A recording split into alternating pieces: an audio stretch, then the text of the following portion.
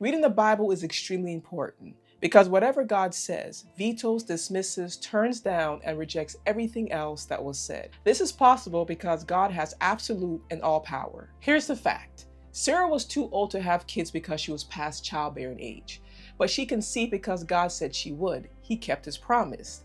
At exactly the time God said it would happen, Sarah became pregnant and gave birth to a son. What God did was turn the fact that although biologically Sarah shouldn't be able to get pregnant, she was able to conceive. His word, which is truth, vetoed the fact.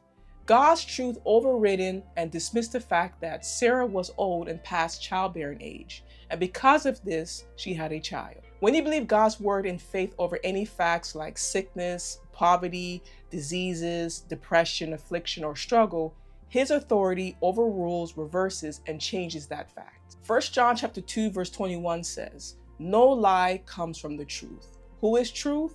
God is truth. Therefore, whatever God says to you is not a lie, regardless of the facts. An example of this is the story of the blind man who Jesus healed, but the Jewish leaders did not believe the man was originally blind, even after the man said he was. They asked for his parents for proof, and his parents said, "We know he's our son, and we know he was born blind, but how he can see now or who opened his eyes, we don't know. Ask him, he's of age, he will speak for himself."